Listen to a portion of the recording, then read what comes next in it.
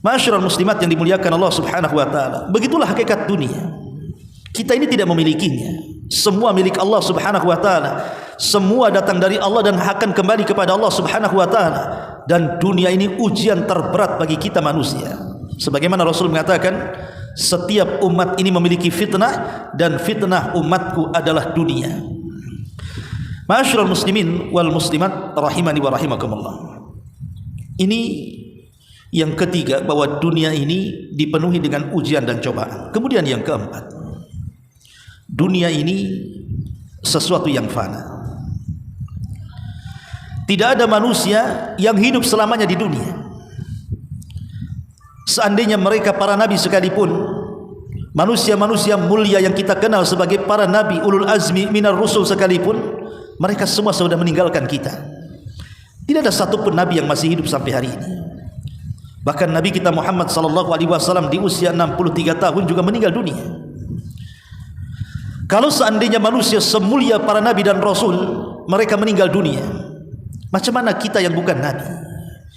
Tentu lebih layak untuk tidak hidup lama di dunia.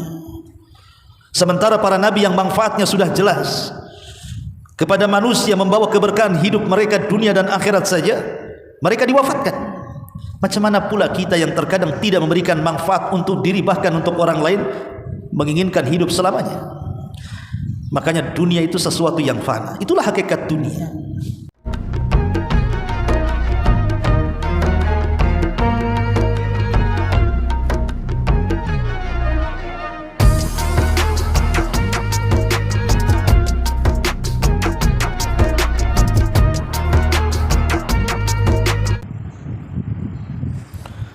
Bismillahirrahmanirrahim.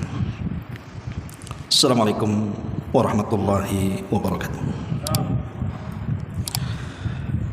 Alhamdulillah wassalatu wassalamu ala Rasulillah wa ala alihi wa sahbihi wa mawalah wa la hawla wa la quwata illa billahi wa ba'du. Alhamdulillah, segala puja dan puji hanya milik Allah Subhanahu wa taala. Salawat dan juga salam kita hadiahkan kepada Rasul kita Nabi besar Muhammad sallallahu alaihi wa ala alihi wasallam. Alhamdulillah, di pagi menjelang siang ini kita bisa kumpul kembali di Masjid Nidaul Ilmi, dan pembahasan di siang ini kita akan membahas satu hadis Nabi sallallahu alaihi wasallam tentang bahayanya menjadi hamba dunia. Kita baca hadisnya. An Abi Hurairah radhiyallahu anhu qala qala Rasulullah sallallahu alaihi wasallam, ta'isa abdu dinar,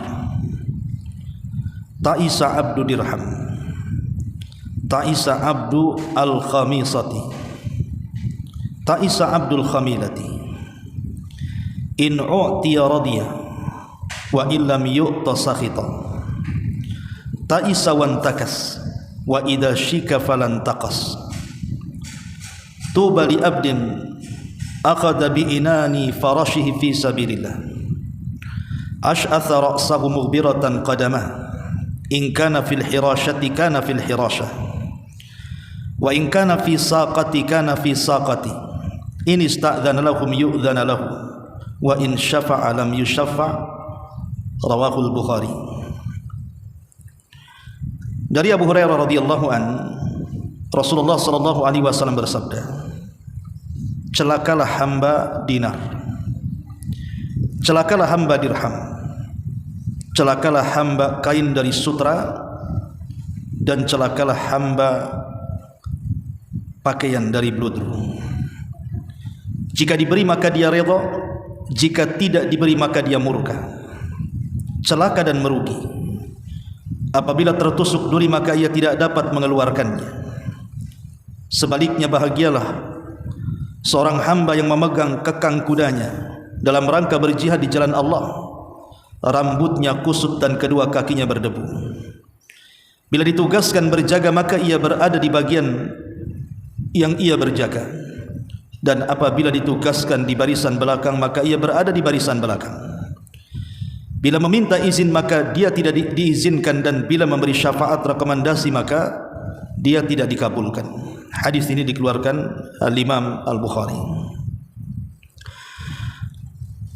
Ma'asyiral muslimat, ibu-ibu yang dimuliakan Allah Subhanahu wa taala. Hadis ini menjelaskan tentang dua kelompok. Kelompok yang pertama bicara tentang hamba-hamba dunia yang keinginan hidupnya hanya untuk dunia saja. Dan kelompok yang kedua hamba-hamba Allah sejati, hamba-hamba yang senantiasa redha dengan segala yang membuat Allah Subhanahu wa taala senang dan membenci segala apa yang mengundang kemurkaan Allah Subhanahu wa taala. Bicara soal dunia,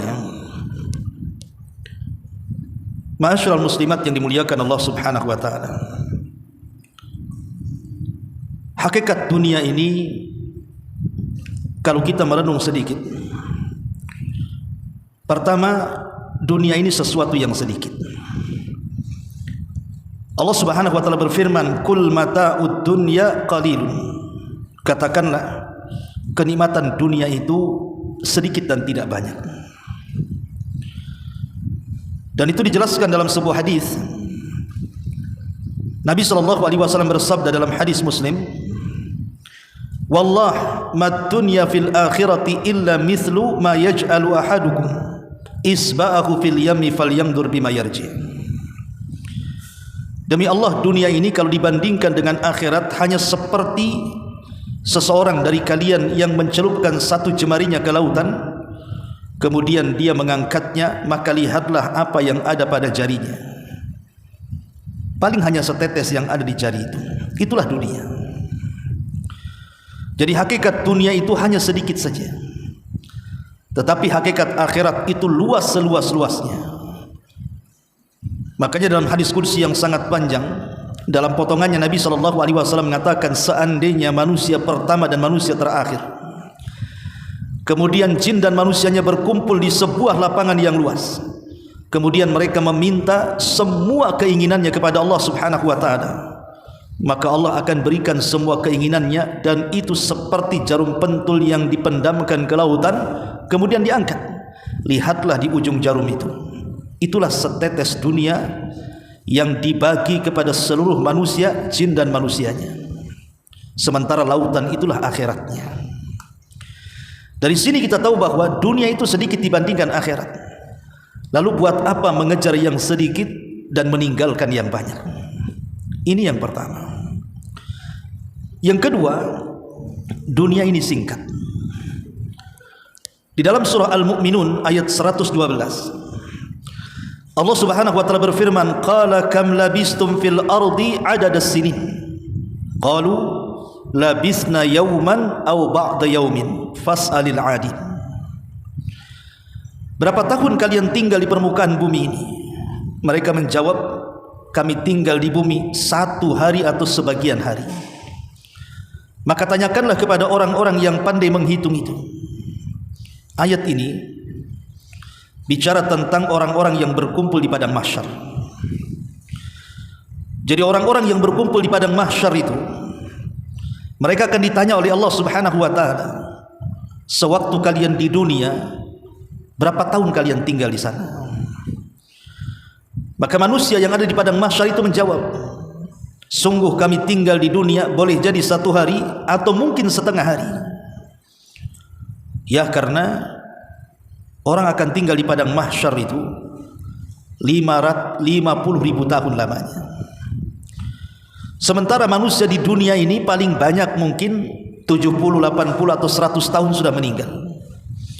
Sementara orang yang berada di akhirat atau di padang mahsyar itu, mereka harus tinggal cukup lama. Makanya kalau kita lihat bandingan kehidupan dunia dengan akhirat itu, kehidupan dunia ini sangat singkat sekali. Sementara kehidupan akhirat itu sangat panjang sekali. Makanya ada istilah, sepanjang-panjangnya kehidupan dunia pasti dia pendek, tapi sependek-pendeknya kehidupan akhirat pasti dia panjang. Karena Allah Subhanahu wa taala berfirman, "Inna yawman 'inda rabbika ka alfi sanatin mimma ta'udun." Sungguh 1 hari di sisi Rabbmu nanti di akhirat adalah seperti 1000 tahun seperti kalian hitung. Artinya 1 hari kehidupan akhirat itu bagikan 1000 tahun kehidupan dunia. Dari sini kita tahu hakikat dunia itu hanya singkat sekali. Ini yang kedua. Yang ketiga, dunia ini penuh dengan ujian dan cobaan. Selama manusia dilahirkan di dunia, maka selama itu manusia akan diuji dan dicoba oleh Allah Subhanahu wa taala. Karena dunia bukan tempat istirahat. Dunia ini tempat ujian yang semua manusia pasti akan melewatinya. Ma'asyiral muslimat yang dimuliakan Allah Subhanahu wa taala. Al-Imam Ibnul Qayyim rahimahullahu taala, beliau mengatakan, "Anna Allah Subhanahu wa taala khalaqal ghaniyya wal faqira libtila'in wal imtihan." Sesungguhnya Allah Subhanahu wa taala terkadang menciptakan ada manusia itu yang kaya raya. Allah cukupkan kehidupannya. Tapi di lain sisi juga Allah ciptakan manusia itu ada yang miskin papa. Boleh jadi mungkin susah untuk mencari makan dan kehidupan di dunia ini. Tapi dua-duanya, kata Imam Ibnul Qayyim, adalah cobaan dan juga ujian dari Allah Subhanahu wa taala. Si kaya diuji dengan kekayaannya, si miskin juga diuji dengan kemiskinannya. Ma'asyiral muslimat yang dimuliakan Allah Subhanahu wa taala. Karena sering saya ulang-ulang bahwa hakikat kebahagiaan itu bukan ada di harta benda. Betapa banyak orang-orang yang kaya raya itu hidupnya tidak bahagia. Dan bukan pula kemiskinan itu menjadi hidup sengsara. Betapa banyak orang-orang miskin itu yang menikmati hidupnya. Karena hakikat kebahagiaan itu bukan pada kekayaan. Sehingga ada seorang ulama dari zaman salaf, Hisham ibn Malik ibn Marwan, Hisham ibn Malik ibn Marwan rahimahullahu ta'ala, ketika dia sedang tawaf haji, berjumpa dengan Imam Salim, putra daripada Abdullah ibn Umar radhiyallahu anhuma. Karena Hisham ini seorang raja, tentu dunia bagi dia di tangannya. Apapun yang dikehendaki oleh Khalifah Hisham, yang namanya dia khalifah, tentu tinggal bicara saja sudah ada di depannya. Karena dunia berada di genggamannya. Jadi ketika dia sedang tawaf, dia berjumpa dengan Imam Salim, putra daripada Abdullah ibn Umar radhiyallahu anhuma. Lah Salim ini kebetulan sedang tawaf, menjinjing sandalnya yang putus. Kemudian juga pakaiannya lusuh yang harganya tidak kurang daripada 2 dirham. Jadi Hisham ini merasa kasihan dengan Salim, dan sedang tawaf Hisham mengatakan, "Ya Salim, kira-kira apa yang kau hajatkan dariku? Tinggal bicara, nanti aku akan beri." Tapi tiba-tiba Salim marah kepada Khalifah Hisham dan mengatakan, "Ya Khalifah, apakah harus meminta sesuatu kepada selain Allah sementara kita berada di rumah Allah? Aku tidak akan meminta sesuatu kepadamu." Akhirnya kemudian Hisham pun malu dan terdiam. Selesai tawaf dia mengikuti Salim sampai di luar haram. Dikiranya karena dia mengatakan seperti itu karena berada di depan Ka'bah, sehingga Salim bicara seperti itu. Tapi setelah kemudian di luar Ka'bah, di luar Masjidil Haram, maka kemudian Khalifah Hisham ibn Abdul Malik ini mencoba kemudian bertanya kembali kepada Salim dan mengatakan, "Ya Salim, sekarang kita sudah berada di luar haram. Kira-kira apa yang kau hajatkan dariku, aku akan beri." Tapi sekali lagi Imam Salim mengatakan kepada Khalifah Hisham ini dan mengatakan, "Ya Hisham, apakah yang kau maksud adalah kebutuhan-kebutuhan dunia atau kebutuhan-kebutuhan akhirat?" Kemudian sang khalifah mengatakan, "Ya Salim, adapun kebutuhan akhirat, maka tidak mungkin kau meminta kepada aku. Mintalah kepada Allah Subhanahu wa taala. Yang ku maksud adalah kehidupan dunia, kebutuhan dunia. Mintalah sesuatu, aku akan beri."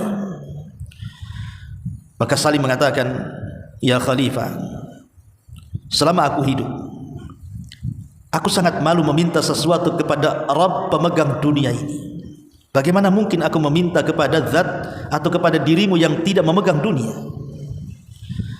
Semasa hidup saja aku malu meminta sesuatu kepada zat pemegang dunia, Allah Subhanahu wa ta'ala. Dia yang memiliki dunia. Macam mana aku akan meminta kepada orang yang tidak memegang dunia? Karena dunia ini milik Allah Subhanahu wa ta'ala.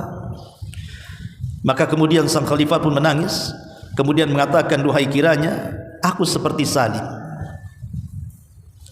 Ma'asyiral muslimat yang dimuliakan Allah Subhanahu wa ta'ala, begitulah hakikat dunia.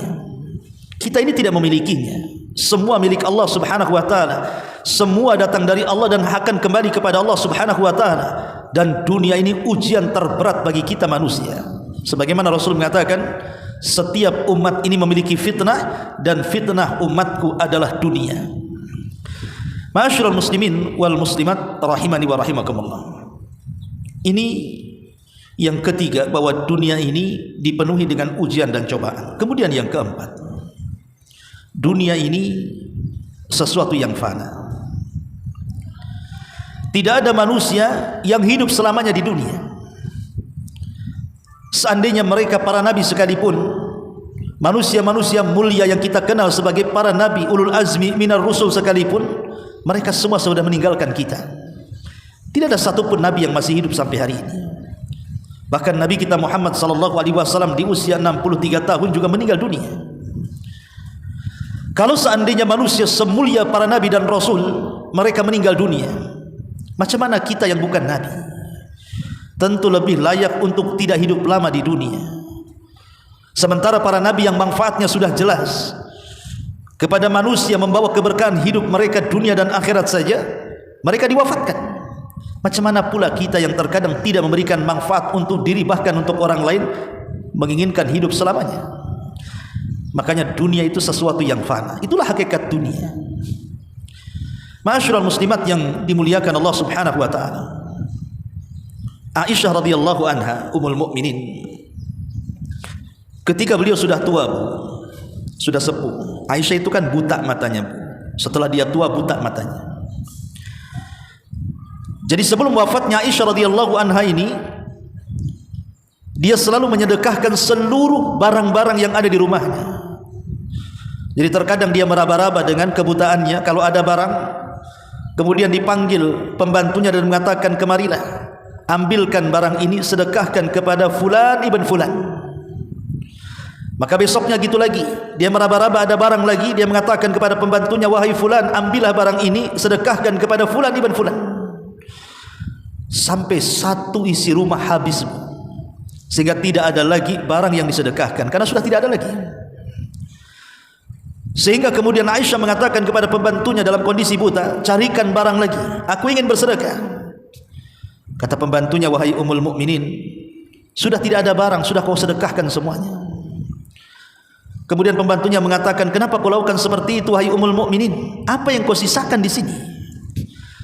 Maka Aisyah radhiyallahu anha mengatakan, ingat bahwa akhirat itu jauh lebih baik dan lebih kekal. Wal akhiratu khairun wa abqa. Akhirat itu lebih baik dan lebih kekal.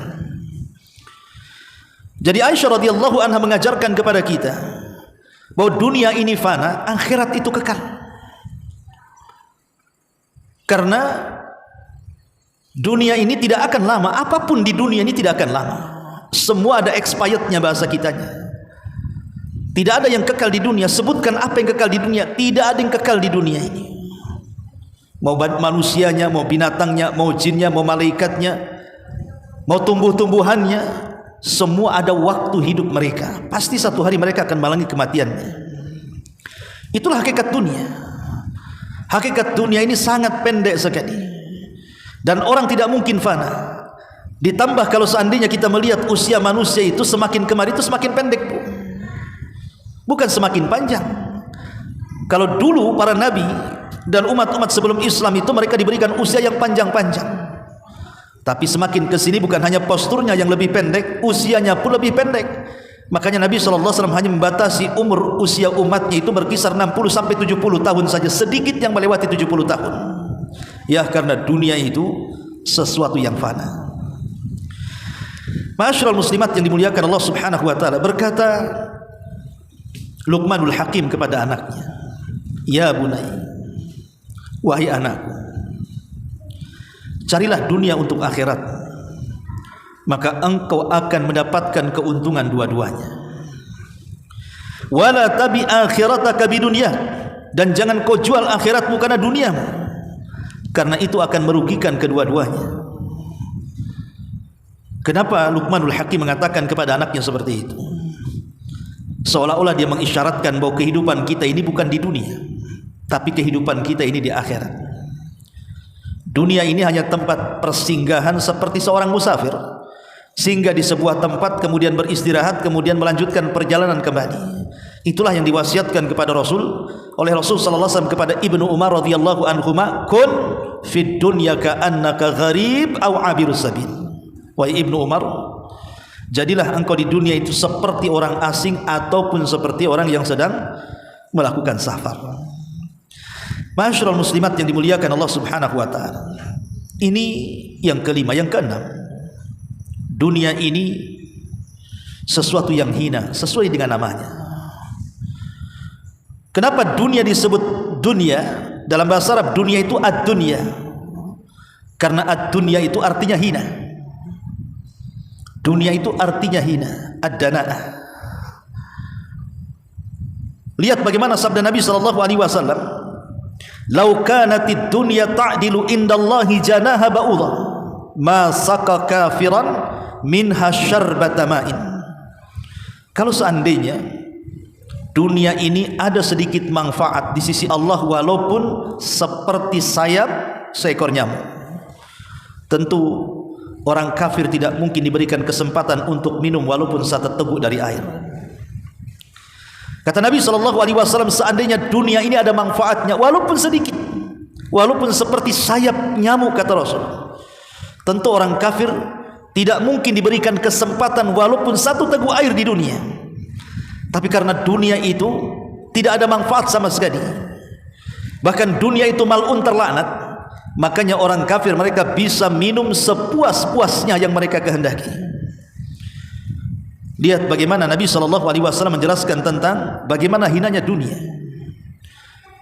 Bahkan Nabi SAW jelas-jelas mengatakan, ala inna dunya mal'unatun. Ingat, dunia ini terlaknat. Mal'unun ma fiha, bahkan orang-orang yang di dalamnya juga dilaknat. Baru Nabi SAW mengecualikan kecuali orang yang zikir kepada Allah, orang yang beribadah kepada Allah, orang yang mencari ilmu dan yang mengajarkan ilmu, barulah dunia manfaat bagi mereka. Ma'asyiral muslimat yang dimuliakan Allah Azza wa Jalla, Abu Darda radhiyallahu anhu mengatakan, "I'lamu anna qalilan yughnikum khairun min katsirin yulhikum." Ketahuilah bahwa sedikit dunia yang kalian miliki, ketika kalian merasa cukup dengan apa yang diberikan Allah, itu lebih baik dibandingkan banyak tapi melalaikan kepada Allah Subhanahu wa taala. Dunia sedikit tapi menjadikan kita taat, itu lebih baik daripada banyak dunia menjadikan kita bejat. Karena rahasia bejatnya manusia itu ada di dunia, dan itu berdasarkan firman Allah Subhanahu wa taala, "Kalla innal insana la yatgha an ra'ahu istaghna." Sekali-kali jangan seperti itu. Ketika dunia menguasai dia, maka dia pun melampaui batas. Lihat Qarun, dijelaskan dalam sejarah Qarun itu, dia adalah termasuk kaum daripada Nabi Musa alaihi salam, orang yang soleh pada awalnya, bahkan dia ahli daripada qiraah Taurat. Jadi dia memiliki suara yang sangat indah sekali Qarun itu, sampai disebut munawwir.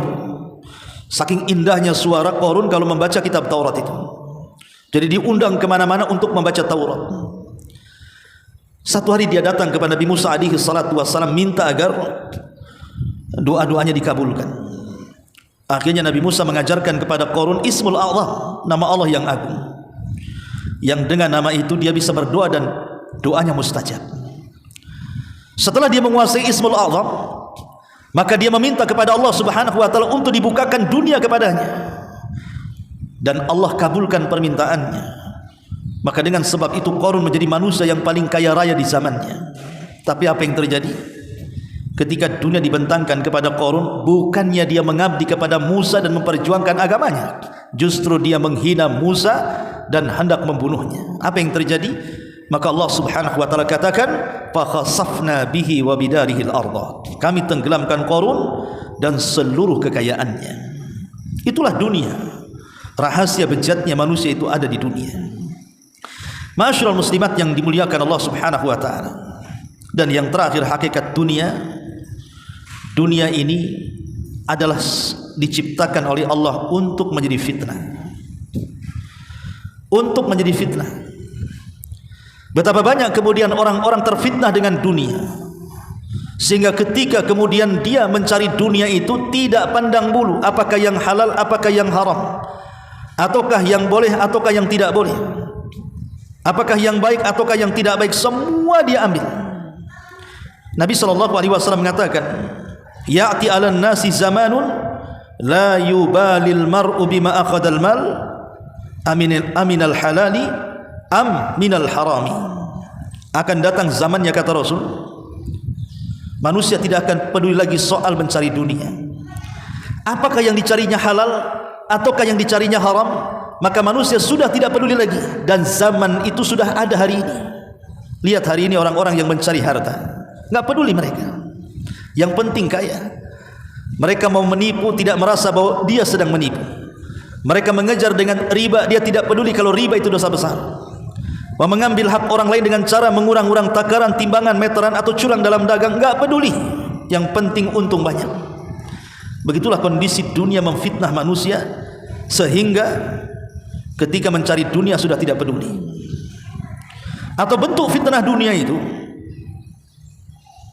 al-mubalaghatu fil ishtighal, berlebih-lebihan ketika menyibukkan diri dengan dunia. Ada orang-orang itu yang dicari memang halal bukan haram. Dia tidak menipu orang, dia tidak memakan riba, dia tidak mengurangi takaran, timbangan, meteran, atau curang dalam dagangan. Betul-betul dia halal, dia yang dicari. Tetapi dia terlampau berlebih-lebihan. Dia menghabiskan waktu hanya untuk mengejar dunia, lupa pula dengan akhiratnya. Lupa dengan salatnya, lupa dengan ngajinya, lupa dengan zikirnya, lupa dengan Qur'annya, lupa, dan begitu seterusnya. Lah ini juga bagian daripada fitnah. Atau bagian daripada fitnah dunia itu al-ghulu fi mahabbatid dunya, terlampau cinta dengan dunia sehingga bakhil. Ada orang-orang yang bakhil karena melampaui kecintaan dia kepada dunia dibandingkan kepada Allah Subhanahu wa taala. Sebagaimana Allah Subhanahu wa taala mengatakan, "Wa man yuqashuha nafsi faulaika humul muflihun." Orang-orang yang mereka mampu melawan rasa kikirnya, maka mereka termasuk orang-orang yang beruntung. Tapi sebaliknya, orang-orang yang kikir karena terlampau cinta dengan dunianya, maka mereka termasuk orang-orang yang rugi. Ma'asyiral muslimat yang dimuliakan Allah Subhanahu wa taala. Al-Imam Asy-Syafi'i rahimahullahu taala sampai mengatakan, "Man ghalabat alaihi syiddatus syahwah li hubbil hayati alzamatul ubudiyyatu li ahliha."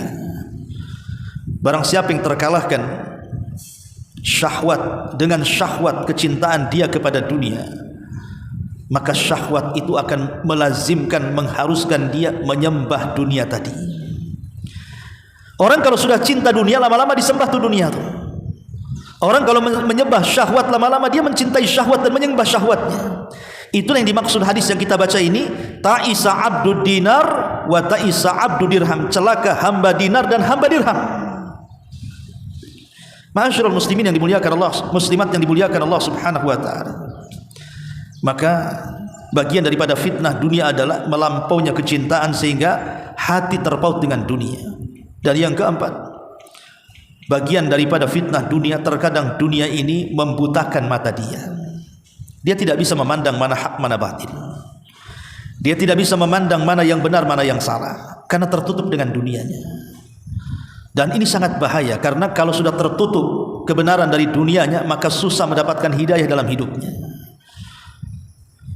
Sehingga orang memandang bahwa ketika ada orang yang penuh dengan dunia, dia anggap lebih mulia dibandingkan orang-orang yang beragama. Dan itu paling banyak di masyarakat.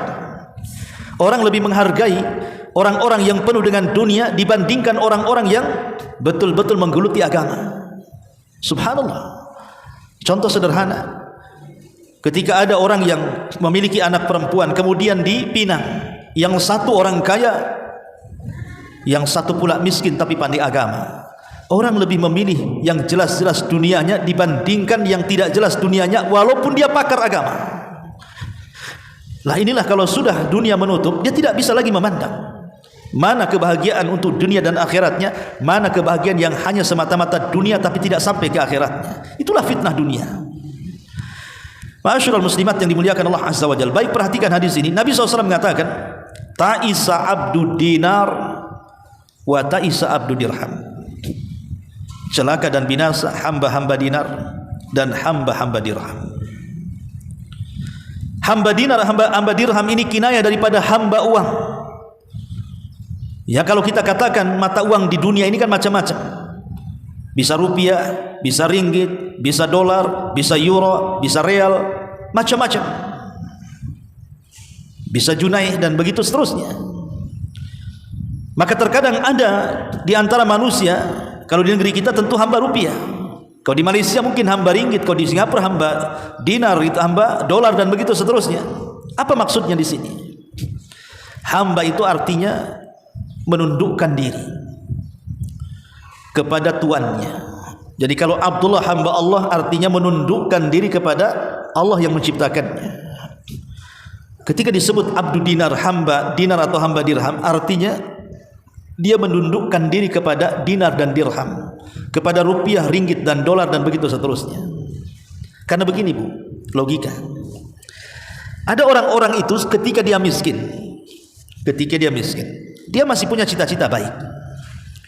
Dia berangan-angan dalam hidupnya, kalau saya kaya, inginlah saya bantu masjid, bantu pesantren, bantu panti asuhan, bantu orang-orang fakir, anak-anak miskin dan begitu seterusnya. Ada orang-orang itu ketika susah punya pemikiran positif.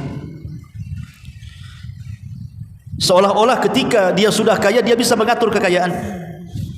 Tapi apa yang terjadi?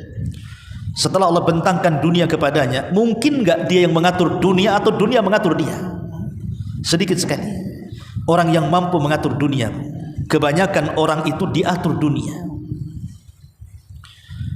Dan kalau dunia yang mengaturnya, maka cita-cita mulia sewaktu miskin setelah kaya itu hanya dongeng belaka Bu. Hanya omong-omong bahasa sekarang ini. Ngomong saja nggak jelas. Iya, waktu miskin Anda ngomong seperti itu. Kalau sudah kaya belum tentu. Cita-cita ketika miskin ingin membantu, ingin membangun pesantren, membangun masjid, menolong orang-orang miskin dan begitu seterusnya, itu hanya omong kosong. Karena kalau dunia sudah di tangannya, terkadang betapa banyak orang yang kemudian terobahkan dengan dunia. Umar bin Khattab radhiyallahu anhu, ketika dia mendengar Palestina jatuh ke tangan kaum muslimin dalam perang Al-Quds yang dipimpin oleh Abu Ubaidah ibn Jarrah dan juga Khalid bin Walid radhiyallahu anhuma, kebetulan padri yang memegang kunci Baitul Maqdis, dia tidak mau menyerahkan kunci itu kecuali kepada khalifah kaum muslimin, maksudnya Umar ibn Khattab. Akhirnya kemudian Umar pun datang dengan Aslam pembantunya berdua saja dari kota Madinah menuju Palestina. Subhanallah, berani dia berdua saja, padahal dia pemimpin kaum muslimin kan. Dia tidak takut di jalan dicegat orang dan begitu seterusnya kan. Tapi itulah Umar bin Khattab. Ketika sampai di Syam, di Palestina, maka dia bertanya kepada orang-orang, di mana tenda pemimpinku Abu Ubaidah ibn Jarrah. Akhirnya kemudian orang-orang mengantar Umar bin Khattab radhiyallahu anhu ke tendanya panglima perang Abu Ubaidah ibn Jarrah radhiyallahu anhu, satu di antara 10 sahabat yang dijanjikan masuk surga itu. Ketika masuk kepada tendanya, rupanya di tenda jenderal perang Abu Ubaidah ibn Jarrah itu tidak ada satupun barang berharga di situ. Aneh, seorang jenderal yang sudah mengalahkan negeri-negeri dan negara-negara, dia tidak pernah mengoleksi barang-barang mahal di tendanya. Kosong, tidak ada apa-apa. Kemudian Umar bin Khattab radhiyallahu an ingin menguji lagi. Dia bertanya kepada pengawalnya dan mengatakan, coba tanya apa yang dimakan Abu Ubaidah dengan apa yang dimakan prajurit perang yang ada di sini. Akhirnya datangkan makanan, rupanya apa yang dimakan Abu Ubaidah itu pula yang dimakan para prajuritnya. Tidak bisa dibedakan makanan jenderal dengan makanan prajuritnya. Maka Umar bin Khattab radhiyallahu anhu ketika berjumpa dengan Abu Ubaidah, dia menangis dan mengatakan, ya Abu Ubaidah, kulluna ghayyaratna dunya illa anta ya Abu Ubaidah. Wahai Aba Ubaidah, kami semua terobahkan dengan dunia kecuali engkau. Kami semua dirobah dengan dunia kecuali engkau, wahai Abu Ubaidah. Subhanallah.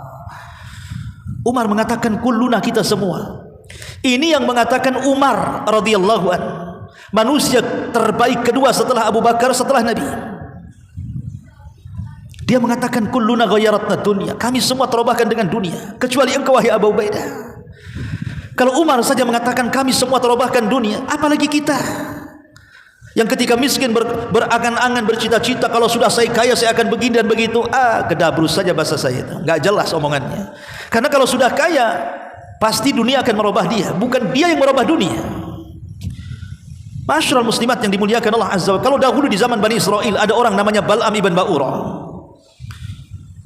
orang yang termasuk abid min ubadi Bani Israel, terkalahkan dengan dunia dan mati su'ul khatimah, apalagi kita. Maka kalau beramal itu tidak usah nunggu kaya, sebab kalau sudah kaya belum tentu dia beramal. Sekarang inilah yang kita hadapi. Karena kata Imam Hasan Al-Basri rahimahullahu ta'ala, waktu yang sudah lewat tidak mungkin kembali, waktu yang akan datang belum tentu kita akan sampai di waktu itu. Maka yang memungkinkan waktu sekarang yang sedang kita jalani, itulah beramal saleh. Masyarul muslimat yang dimuliakan Allah subhanahu wa ta'ala. Makanya kemudian Nabi SAW mengatakan ta'isa abdu dinar wa ta'isa abdu dirham. Celaka hamba dinar, hamba dirham, hamba rupiah, hamba dolar, hamba-hamba yang lainnya. Karena betapa banyak orang yang terobahkan kehidupan akhiratnya karena dunia yang dimilikinya. Betapa banyak orang baik jadi jahat setelah punya dunia. Betapa banyak orang saleh jadi toleh karena dunia. Bahkan dunia ini merusak segalanya. Suami istri bisa bercerai gara-gara dunia. Teman yang akrab yang baik bisa bermusuhan gara-gara dunia. Ahli waris bisa bunuh-bunuhan karena dunia. Dan begitu seterusnya. Ya. Makanya jangan sampai kemudian kita hambakan diri kita ini dengan dunia. Dengan cara apa? Cukuplah dunia ini diletakkan di tangan kita, jangan sampai masuk ke hati kita.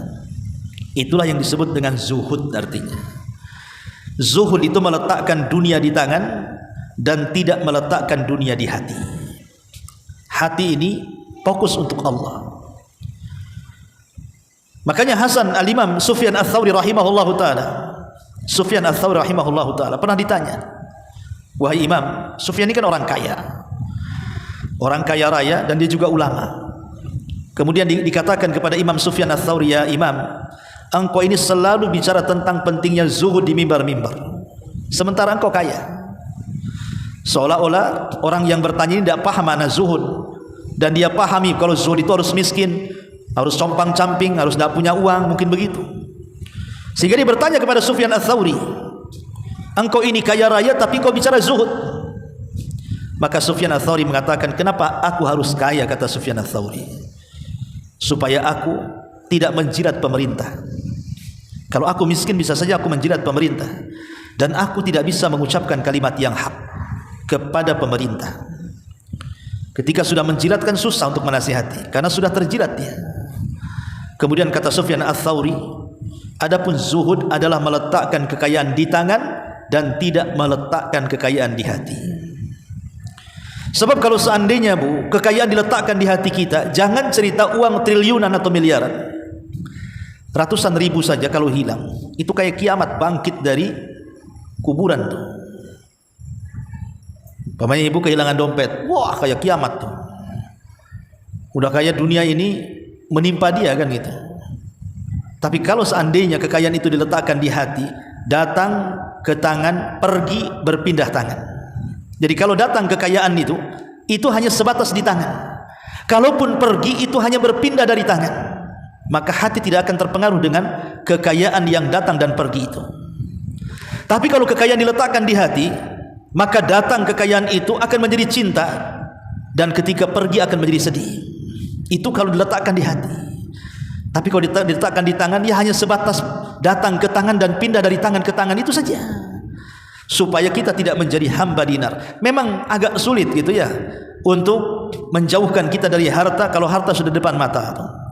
Tapi yang jelas bahwa seorang muslim itu harus setiap hari belajar zuhud. belajar zuhud supaya kalau kehilangan sesuatu dari dunia sedihnya tidak melampau, dan kalau datang kekayaan pun bahagianya tidak membuat dia lupa diri. Masyarul muslimat yang dimuliakan Allah Subhanahu wa taala. Kemudian Nabi SAW mengatakan, ta'isa abdul khamisah wa ta'isa abdul khamilah. Celaka hamba busana, hamba pakaian. Dan ini khusus kepada kaum hawa ya. Sebab kalau bapak-bapak sih nggak peduli dengan pakaianmu. Kadang-kadang satu minggu itu aja nggak ganti-ganti. Itu juga pakaian kerja, itu juga pakaian sholat, itu juga pakaian tidur. Itu bapak-bapak. Dia nggak peduli dan nggak tertarik juga dengan pakaian yang dipakai kawannya. Tanyalah suami-suami ibu, kalau kawannya punya pakaian bagus dipakai, nggak mungkin ngelirik-lirik pakaian. Ini dari mana, beli di mana, tokonya di mana, berapa harganya, nggak ada bapak-bapak itu. Yang suka tanya pakaian itu ibu-ibu. Kalau kawannya ini pakai pakaian bagus, kemudian juga branded ataupun mungkin bawa tas, bawa apa, pasti ada lirikan mata. Cantik nih pakaiannya, beli di mana? Online ya, COD. Berapa harganya? Berapa hari datangnya? Bisa nggak saya kasih nomor telepon penjualnya? Nawar bisa nggak ya? Itu kadang-kadang itu yang begitu tuh perempuan tuh. Makanya saya pastikan Bu, di rumah lemari ibu lebih banyak dibandingkan lemari bapak kan. Lemari ibu itu pasti 3 tuh pintunya tuh. Kalau bapak itu 1 udah separuh tuh. Karena separuhnya diambil juga untuk ibu kan. Itu menunjukkan bahwa yang suka ngoleksi pakaian itu biasanya ibu-ibu. Bapak-bapak itu jarang koleksi pakaian kan. Tidak mengapa ibu itu membeli pakaian baru, tidak ada masalah. Karena Rasul mengatakan, apakah orang itu dikatakan sombong wahai Rasul ketika menggunakan pakaian baru, sendal baru dan begitu seterusnya? Kata Rasul tidak. Sombong itu kata Rasul ketika merendahkan orang dan menolak nasihat. Artinya tidak dilarang. Cuman yang jadi masalah, terkadang ada seorang akhwat itu lupa diri. Otaknya itu hanya pakaian saja. Kalau dia pegang handphone, dia tidak pernah lihat YouTube pengajian dah. Atau mungkin dia lihat di Google artikel-artikel yang perlu dibaca dari akidah, fikih atau enggak. Itu yang dibuka Tokopedia atau mungkin aplikasi belanja yang lain yang dilihat itu kalau enggak sandal, tas, pakaian kan gitu. Padahal ibu bukan penjual juga. Kalau penjual sudah wajar ya.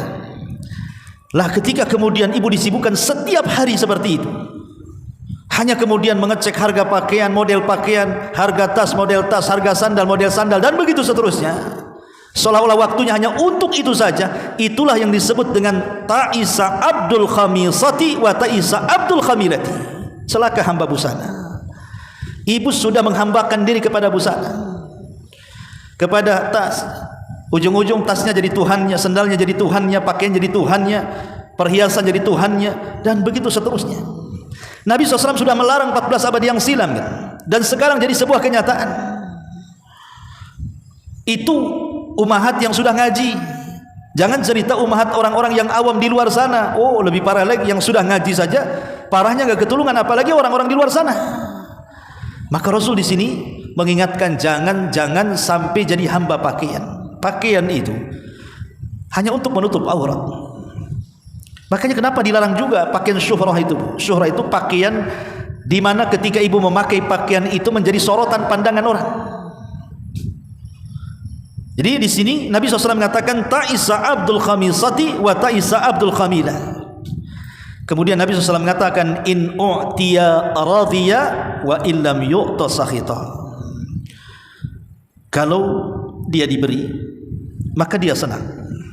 Kalau tidak diberi maka dia murka. Ada orang-orang yang seperti ini dalam kehidupan dunia ini.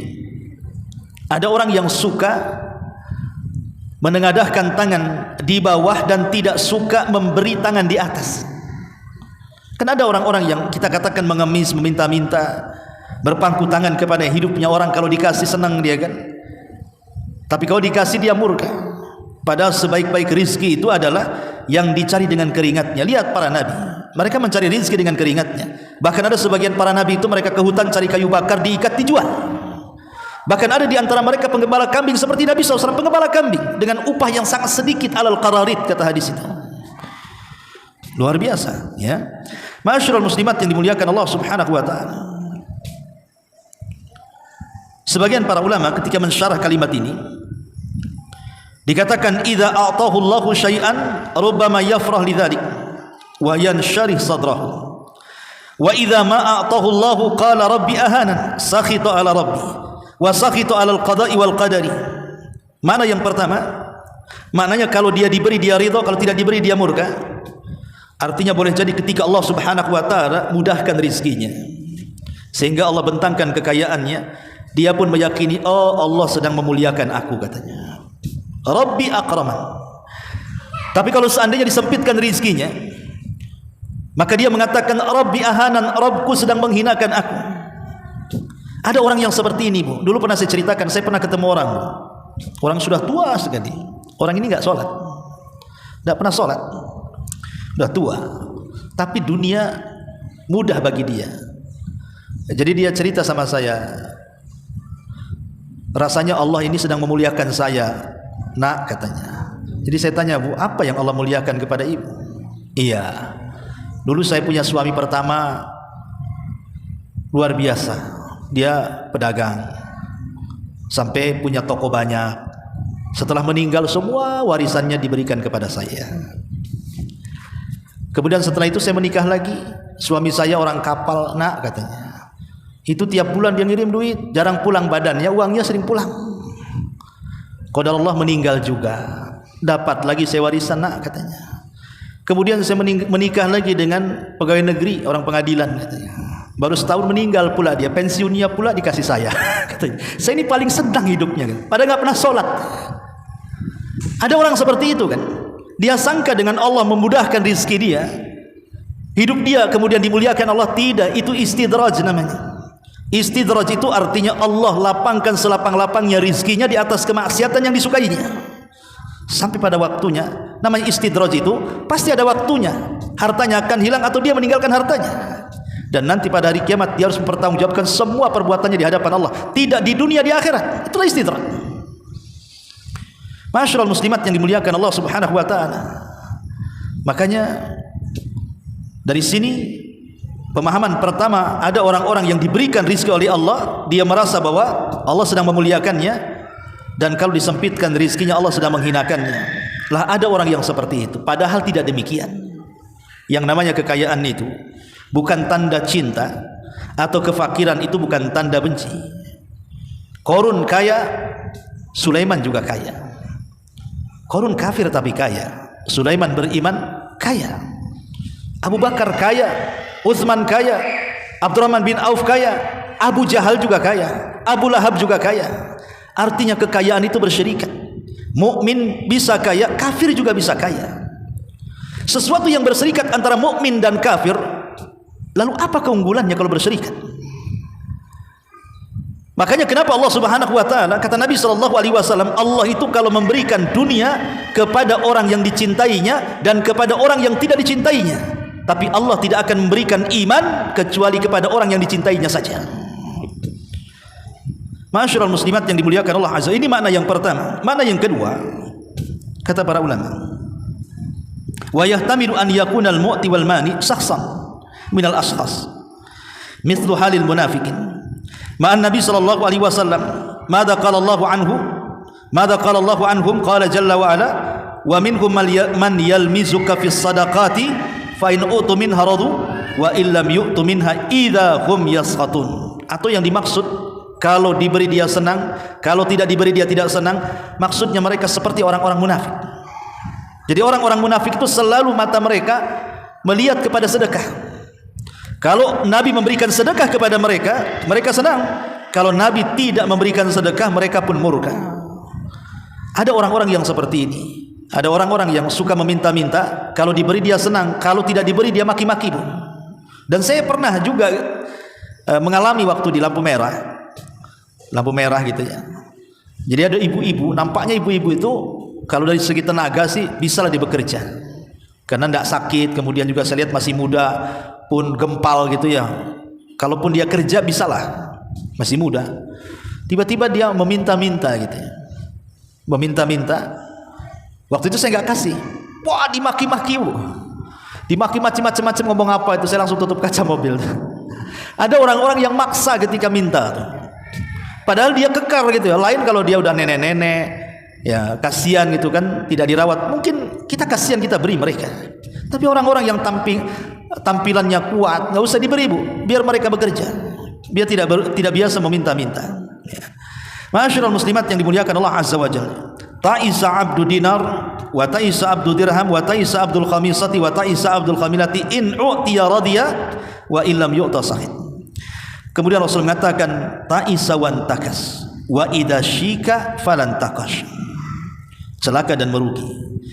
Apabila ditusuk duri maka dia tidak dapat mengeluarkannya. Artinya orang seperti ini kalau hidupnya hanya menghambakan diri kepada dunia, maka dia akan sulit keluar dari situ. Seperti duri yang menancap, susah untuk dicabut. Tetapi kata Rasul, tuba li abdin, berbahagialah bagi seorang hamba akhadha bi inani farasihi fi sabilillah. Bahagialah seorang hamba yang memegang kekang kudanya dalam rangka berjihad di jalan Allah Subhanahu wa taala. Ash'atha ra'sa mughbiratan qadamah, kepalanya penuh dengan debu, kemudian juga kedua kakinya penuh dengan debu. In kana fil hirashati kana fil hirashah wa in kana fi saqati kana fi saqah. Kalau ditugaskan di garda terdepan dia siap saja, kalau ditugaskan di garda paling belakang dia siap saja. Orang ini tidak dikenal orang. Kalau dia meminta izin tidak diberikan izin, kalau minta pertolongan tidak akan ditolong, karena orang tidak kenal siapa dia. Ada di masyarakat kita orang-orang yang susah, orang-orang yang miskin, yang kita tidak tahu. Rupanya di balik kemiskinannya, kesusahannya, dia rupanya ahli tahajud, ahli baca Quran, ahli ibadah, ahli sedekah. Orang tidak tahu kecuali dia dengan Allah Subhanahu wa taala saja. Jadi ada hamba-hamba Allah itu yang secara dunia mungkin tidak ada, tapi mereka hamba-hamba Allah yang sangat mulia. Karena Allah Subhanahu wa taala tidak pernah memandang rupa ataupun harta kita. Yang Allah pandang itu hati dan amal kita. Innallaha la yanzuru ila suwarikum wala ila amwalikum walakin yanzuru ila qulubikum wa a'malikum. Seperti di sini. Ada para mujahidin itu yang tidak dikenal kepahlawanannya, tapi dia nurut kata jenderalnya, suruh depan, suruh belakang di belakang. Dan dia hanya mencari ridha Allah Subhanahu wa taala. Belum tentu seorang jenderal lebih besar pahalanya dalam jihad dibandingkan prajurit biasa yang kemudian di saf paling bawah. Atau sebaliknya. Sama, belum tentu orang kaya lebih mulia dibandingkan orang miskin, ataupun sebaliknya. Masyaallah muslimat yang dimuliakan Allah Subhanahu wa taala. Maka hadis ini mengajarkan kepada kita ada dua kelompok. Yang satu mereka adalah hamba-hamba Allah, dan yang satu mereka adalah hamba-hamba dunia. Maka Ali radhiyallahu mengatakan, jadilah kalian hamba-hamba akhirat, jangan pernah menjadi hamba-hamba dunia. Inilah diantara penjelasan singkat dari hadis ta'isa abdu ad-dinar, celaka hamba-hamba dinar. Wallahu a'lam bishawab. Sampai di sini, mudah-mudahan ada manfaatnya. Tapi sebelum saya tutup, kalau ada yang mau bertanya, silakan.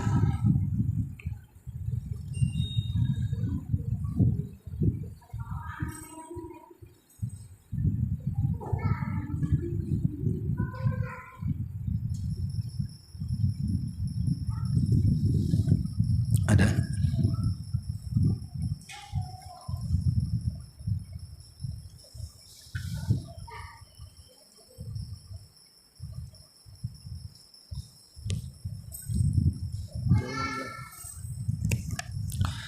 Bismillah, assalamualaikum warahmatullahi wabarakatuh. Ustadz, bagaimana hukumnya kita menjual buah mangga yang ditaruh di depan rumah di perumahan tapi sudah memakan badan jalan, Ustadz? Ustadz, bagaimana hukumnya kita menjual buah mangga yang ditaruh di depan rumah di perumahan tapi sudah memakan badan jalan?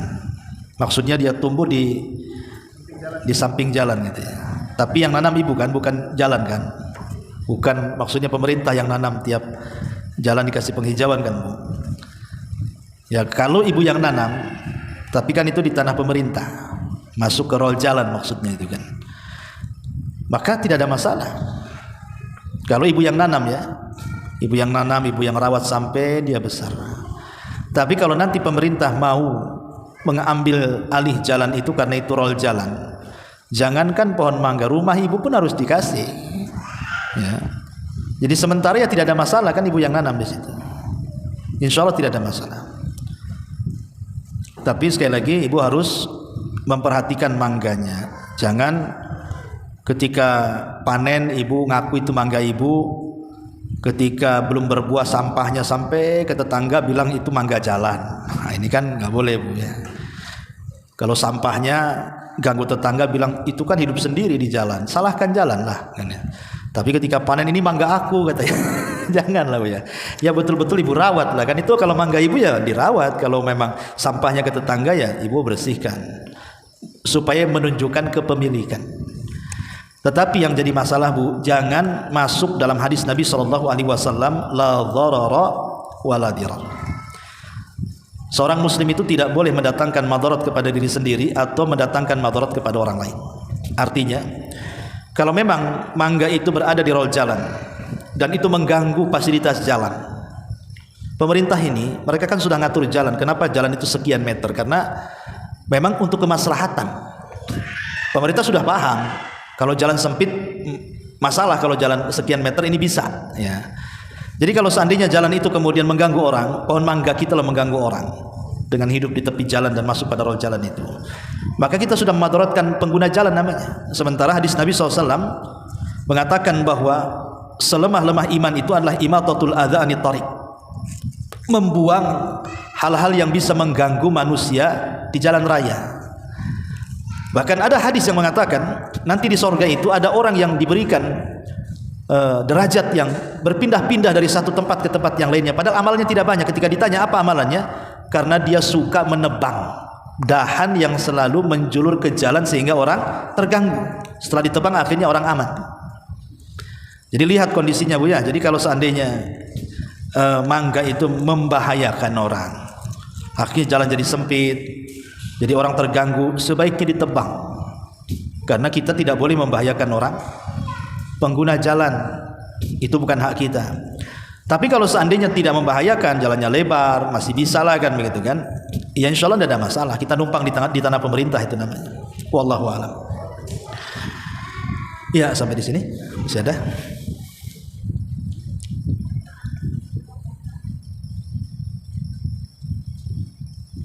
Baik, kalau nggak ada kita tutup. Subhanaka bihamdika asyhadu an la ilaha illa anta astaghfiruka wa atubu ilaik. Allahu taala alam. Assalamualaikum warahmatullahi wabarakatuh.